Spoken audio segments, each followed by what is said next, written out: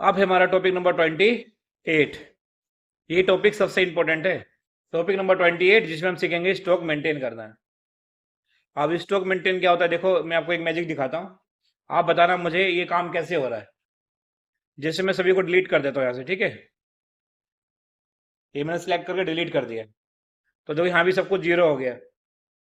आप पहले आपको समझाता हूँ यहाँ पे हो क्या रहा है। ये परचेस है, डेट, आइटम और क्वांटिटी। यहाँ पे हम लिखने वाले जो हम परचेज करेंगे।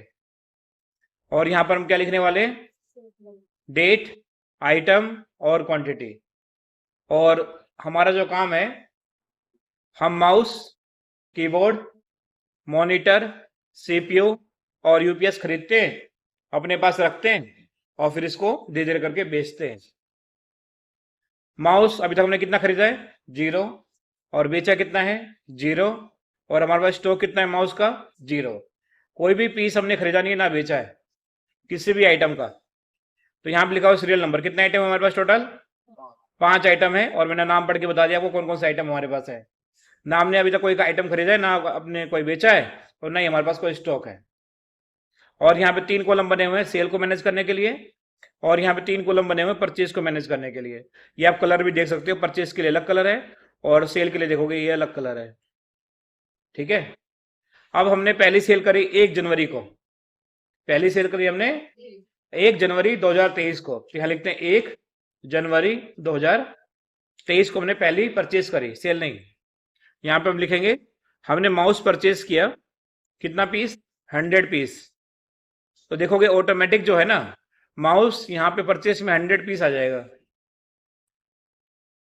और स्टॉक कितना हो गया माउस का हमारे पास, 100 पीस का स्टॉक हो गया। हमने क्या किया, 1 तारीख को कुछ और भी खरीदा था हमने, वो लिखते हैं यहाँ पे 1 तारीख को हमने मॉनिटर भी खरीदा था। और मॉनिटर कितना पीस खरीदा था, 50 पीस। देखते हैं यहाँ पे मॉनिटर 50 पीस आ जाएगा अपने आप, ये देखो। और 50 पीस का हमारे पास स्टॉक है। 1 तारीख की शाम को हमने माउस सेल किया 10 पीस। तो यहाँ पे हम लिखते हैं सेल में 1 तारीख को हमने माउस सेल किया 10 पीस, क्योंकि जो हम बेचेंगे वो इधर लिखेंगे और जो हम खरीदेंगे वो इधर लिखेंगे इस 3 कॉलम में। और ये 3 कॉलम सेल के लिए लिखा है हमने। अब जैसे मैं एंटर करूंगा तो सेल में देखना है यहाँ पे 10 पीस आ जाएगा। और 100 पीस हमने खरीदा है और 10 पीस हमने बेचा है। स्टॉक कितना बचेगा, 90 पीस का स्टॉक बचेगा, देखो। चलो एक काम करते हैं, अगले दिन 2 तारीख को मैं दोबारा माउस खरीदता हूँ, ठीक है। अगले दिन 2 तारीख को मैंने दोबारा माउस खरीदा। इस बार खरीदा मैंने 200 पीस। और जैसे मैं एंटर करता हूँ, क्या परचेज में ऑटोमेटिक 300 पीस हो जाएगा, देखते हैं।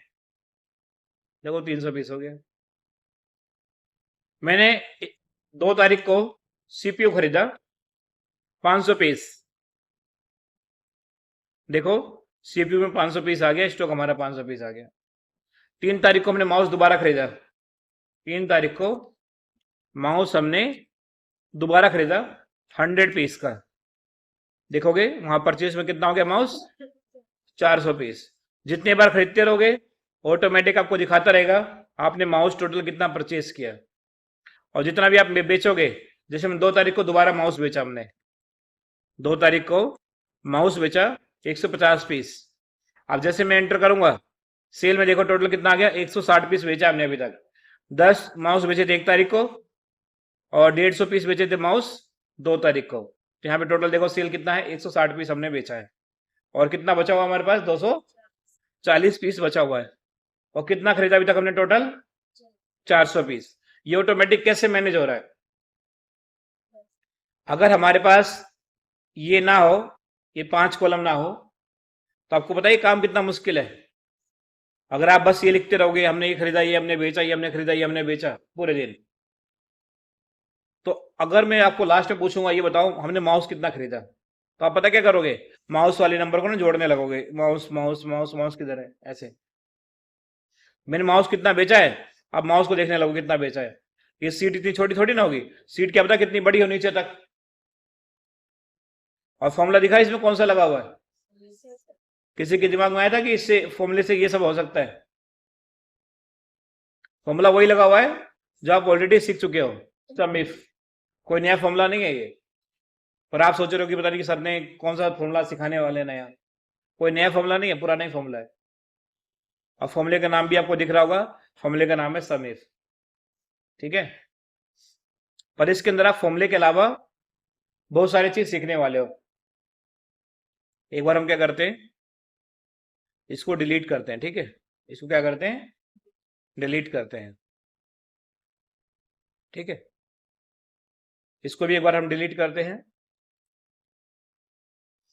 अब मैं आपसे एक क्वेश्चन पूछूंगा, मुझे बताना। ठीक है, देखते हैं आप में से किसका दिमाग चलता है, किसका नहीं चलता है। ठीक है, तो यहाँ पे लगाते हैं फॉर्मूला हम। फॉर्मूला क्या है, इज इक्वल टू, सम के साथ लगाना आपको इफ, ब्रैकेट ओपन, परचेस निकाल रहे हैं तो रेंज में हम क्या करेंगे, परचेस वाला आइटम सेलेक्ट कर लेंगे ऐसे। ठीक है, कॉमा लगाएंगे और यहाँ पे बोल रहा है क्राइटेरिया।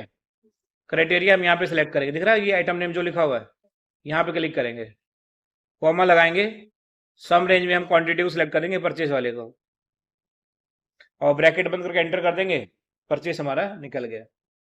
सेल भी हमें निकालना है तो फॉर्मूला यहाँ पे लगेगा, इज इक्वल टू सम के साथ इफ, ब्रैकेट ओपन, रेंज में हम क्या करेंगे, सेल वाले आइटम को सिलेक्ट करेंगे और F4 नहीं करेंगे अभी, कॉमा लगाएंगे बस, माउस कॉमा क्वांटिटी, और ब्रैकेट बंद करके एंटर कर देंगे। स्टॉक निकालना है, is equal to purchase minus cell.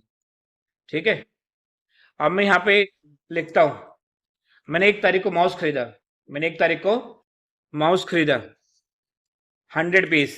जैसे मैं एंटर करूंगा तो माउस 100 पीस आएगा या नहीं आएगा, आएगा। बिल्कुल सही बोला आपने, ये आएगा। देखो माउस हमने 100 पीस खरीदा है और हमारे पास 100 पीस का स्टॉक हो गया है। पर मैंने क्या किया, 2 तारीख को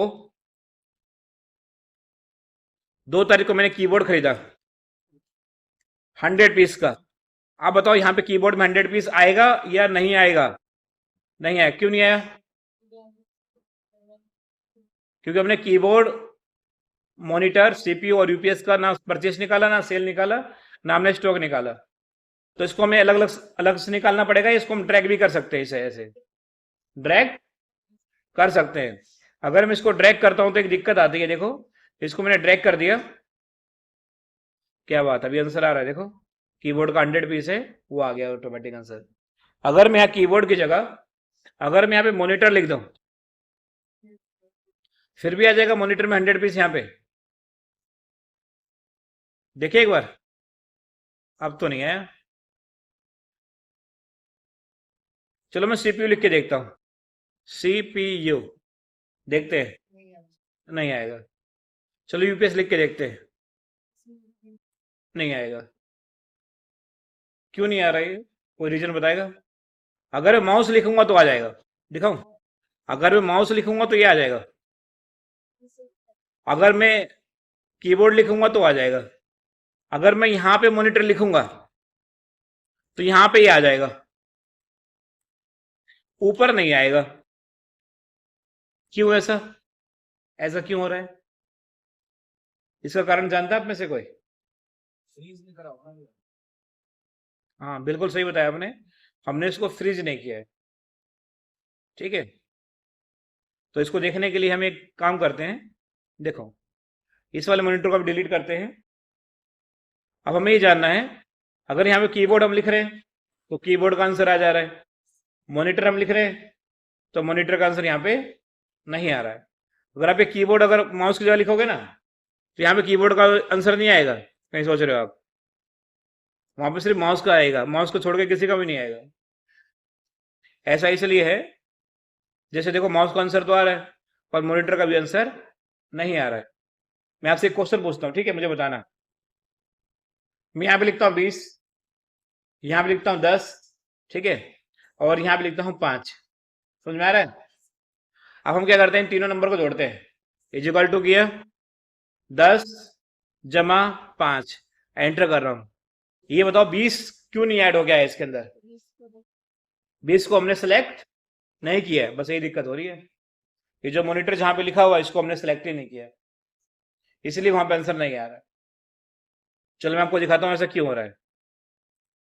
हमने फॉर्मूला लगाया था इस वाले सेल में, इसका नंबर है I8। हमने फॉर्मूला कहाँ लगाया? I8 में। इस फॉर्मूला को देखने के लिए क्या प्रेस करना है कीबोर्ड से? बोलो। F2। F2 बटन दबाना है बस। और F2 बटन जैसे मैंने दबाया, यहां पे आपके सामने एक फॉर्मूला ओपन हो गया है। देखो, जहां पे हमारा डेटा है उसका एक बार रेंज देखो, रेंज क्या है? रेंज है B8 से स्टार्ट है हमारा डेटा, ठीक है। और कहां तक सेलेक्ट है? B16 तक सेलेक्ट है। यहां भी देखो बिल्कुल सही आ रहा है। हमारा जो डेटा है B8 से B16 तक सिलेक्ट है। और फिर H8 सिलेक्ट है। H8 का मतलब ये आइटम नेम जो है ना, H8 ये सिलेक्ट है, ठीक है। अब बाद में देखो यहाँ पे क्या लिखा हुआ है, C8 से C16 सिलेक्ट है। C8 से C16 सिलेक्ट है, ठीक है। तो इस वाले पहले वाले फॉर्मूले जो परचेस हमने निकाला था ना, इसमें सब कुछ सही है क्योंकि हमने खुद से मैनुअली सिलेक्ट किया था, ठीक है। फिर हमने क्या किया, इसको पकड़ के ड्रैग कर दिया। जब इसको पकड़ के हम ड्रैग करेंगे तो फॉर्मूले की नियति होती है कि सेल भी साथ साथ में ड्रैग होता है। जैसे इसको समझाने के लिए मैं एक बार आपको ये वाला टॉपिक दिखाता हूं। देखो, इस वाले टॉपिक को बड़े ध्यान से देखना, तभी आपको टॉपिक समझ में आ जाएगा आराम से, मतलब मैं क्या कहना चाह रहा हूं। जैसे देखो, यहां पे कुछ बच्चों के नाम लिखे हुए हैं, मैं पढ़ के बता दूं एक दो बच्चों के नाम। साहब, अरविंद, नीतू। अगर मुझे साहब का नंबर निकालना है, टोटल कितने नंबर आए हैं, तो फॉर्मूला लगता है equal to sum bracket open, और हम क्या करते हैं, कंप्यूटर से लेकर हिंदी तक के नंबर को सिलेक्ट करते हैं, ब्रैकेट बंद करके जैसे मैं एंटर करूंगा तो इस साहब के नंबर आ जाएंगे 331 नंबर। अब बताओ, मुझे अरविंद का नंबर ऑटोमेटिक निकालना है, तो मैं दोबारा फॉर्मूला लगाऊं या इसको पकड़ ड्रैग कर दूं, सभी का आंसर ऑटोमेटिक आ जाएगा? ड्रैग करेंगे। अगर ड्रैग करने पर, जैसे साहब के नंबर निकालने के लिए सिलेक्शन क्या करना पड़ा मुझे सिलेक्शन करना पड़ा D9 से H9 तक। अब बताओ, अगर मुझे अरविंद का नंबर निकालना है तो मैं D9 से H9 सेलेक्ट करूंगा तो अरविंद का नंबर आ जाएगा? क्यों नहीं आएगा? दिमाग लगाओ थोड़ा। अगर मुझे अरविंद का नंबर जानना है तो अगर मैं सिलेक्शन करता हूं D9 से H9, तो क्या अरविंद का नंबर आएगा? क्यों नहीं आएगा? क्योंकि D9 में और H9 तक वो नंबर लिखा हुआ है साहब का। तो अगर हम फॉर्मूले को ड्रैग करते हैं, सेल हमेशा D9 से H9 रहे तो हमेशा साहब का नंबर आता रहेगा।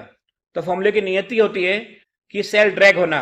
इसमें जो सिलेक्शन क्या था, D9 से H9, और इसमें अपने आप क्या हो गया, देखो D10 से H10 अपने आप ही हो गया, मुझे नहीं करना पड़ा। इसमें देखो अपने आप क्या हो गया, D11 से H11। क्योंकि अगर आपको नीतू का नंबर निकालना है तो सिलेक्शन करना पड़ेगा D11 से H11। अगर D9 से H9 करोगे तो साहब का नंबर आएगा इसमें। दोबारा करके दिखाऊं मैं आपको? चलो एक बार देखते हैं। इजिकल टू सम के साथ हम इस बार सिलेक्ट करते हैं D9 से H9, तो देखते हैं क्या नीतू का नंबर आता है। और ये तो साहब का ही नंबर आ गया वापिस, क्योंकि भैया D9 से H9 तक साहब का नंबर ही लिखा हुआ है, साहब का नंबर। अगर आपको नीतू का नंबर निकालना है तो इसका सिलेक्शन अलग है। इसका सिलेक्शन क्या है, D11 से H11, तब इसका नंबर आएगा। D11 से आपको H11 करना पड़ेगा, तब नीतू का नंबर आ जाएगा। चेक कर लो आप चाहे। अगर आपको इसका नंबर निकालना है श्याम का, तो इसका सिलेक्शन अलग होगा, D12 से H12। तो जब हम एक फॉर्मूला लगाते हैं और इसको ड्रैग करते हैं तो हमारा फॉर्मूला क्या होता है, अपने आप ही एक स्टेप सेल जो होता है ड्रैग होता रहता है, ठीक है। ये फॉर्मूला की नियति होती है। आप देखो यहां भी वही दिक्कत आ रही है। जैसे हमने ये निकाला, परचेस निकाला, और परचेस निकाल के इसको हमने ऐसे ड्रैग कर दिया। ऐसे ड्रैग करने से क्या हुआ, पहला सिलेक्शन तुमने खुद मैनुअली किया, तो इसलिए यहां पे आपको सही दिखा रहा है B8 से B16। देखोगे B8 से B16, इसलिए आप पहले वाले सेल में कुछ भी लिखोगे, चाहे आप कीबोर्ड लिखो, देखो कीबोर्ड का आंसर आ जाएगा। कीबोर्ड की स्पेलिंग गलत है क्या? कोई बात नहीं, कैपिटल लेटर भी काम करता है। कीबोर्ड लिखते हैं, और यहां भी देखते हैं कीबोर्ड में क्या गलती है। फॉर्मूला डिलीट कर दिया क्या हमने? अच्छा, कीबोर्ड, कीबोर्ड का जो सिलेक्शन है वो सिलेक्शन ही गलत है। चलो मैं बताता हूँ क्यों नहीं आ रहा, देखो। अब कीबोर्ड हमने यहाँ पे लिखा, कीबोर्ड का आंसर यहाँ पे नहीं आ रहा है। क्यों नहीं आ रहा है? एक बार हमें इसको गलती को देखने के लिए हमें कीबोर्ड पे जो फॉर्मूला लगा हुआ है ना उसको देखते हैं एक बार, क्या गड़बड़ी हो रही है। तो हम यहाँ पे क्लिक करते हैं और यहाँ पे F2 बटन दबाते हैं, क्या गड़बड़ी हो रही है? गड़बड़ी ये हो रही है, इसका जो सिलेक्शन था ना वो B9 से स्टार्ट है। देखो पहली बात तो B9 से स्टार्ट है, और कीबोर्ड जो हमने 100 पीस खरीदा है वो डेटा किधर लिखा हुआ है बताओ?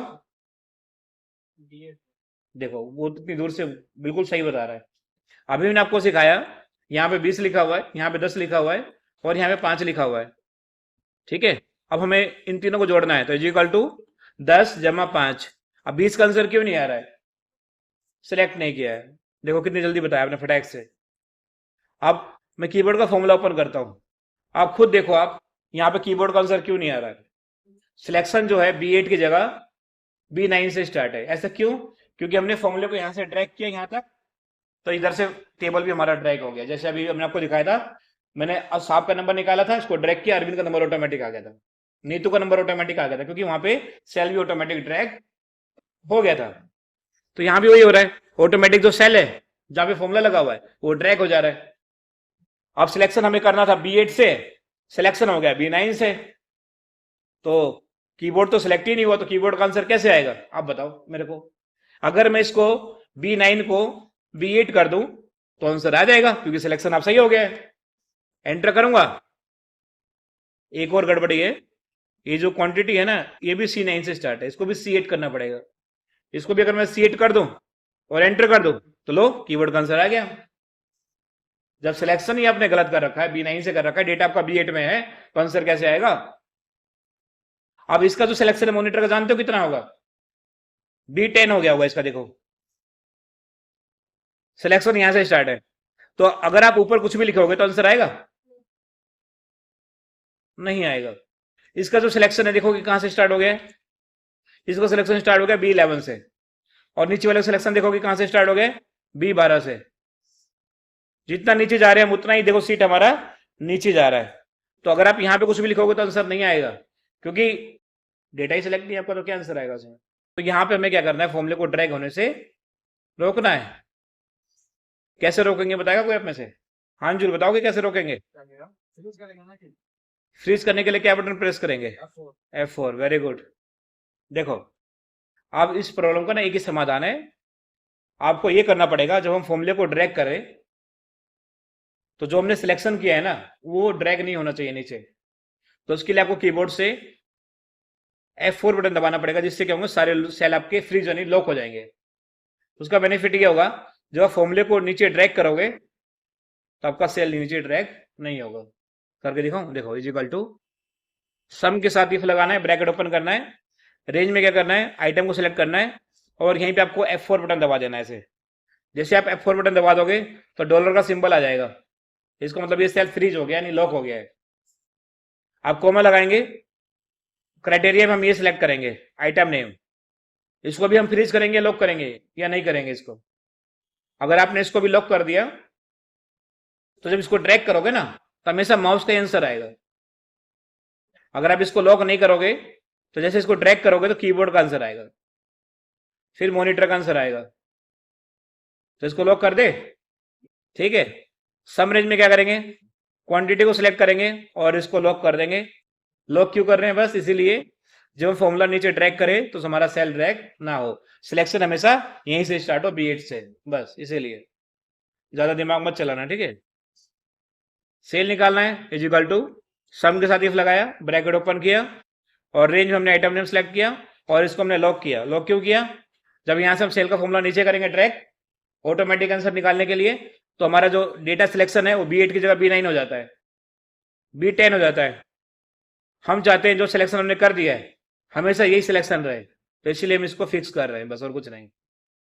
कॉमा लगाएंगे और आइटम नेम, अगर हमने इसको भी फिक्स कर दिया तो हमेशा माउस का आंसर आता रहेगा। अगर इसको हम फिक्स नहीं करेंगे तो अगली बार ये H9 हो जाएगा, यहाँ पे कीबोर्ड पे आ जाएगा, ये कीबोर्ड पे आ जाए तो कीबोर्ड का आंसर आ जाएगा ऑटोमेटिक।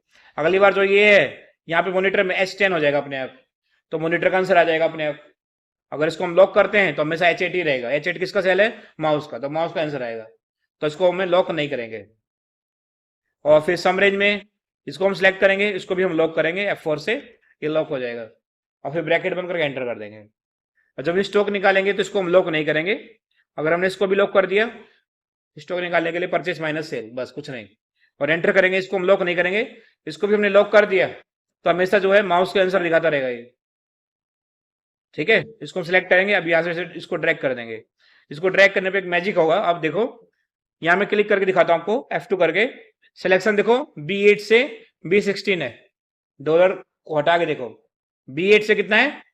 B16 है। की मौन व्रत है क्या आपका आज? नहीं, चलो आप बताओगे सिर्फ, ठीक है। ये बताओ, यहाँ पे क्या लिखा हुआ है? इसका सिलेक्शन कितना है? हाँ, C8 से C16। अब कीबोर्ड का भी आंसर आना चाहिए, इसके लिए क्या सिलेक्शन होना चाहिए?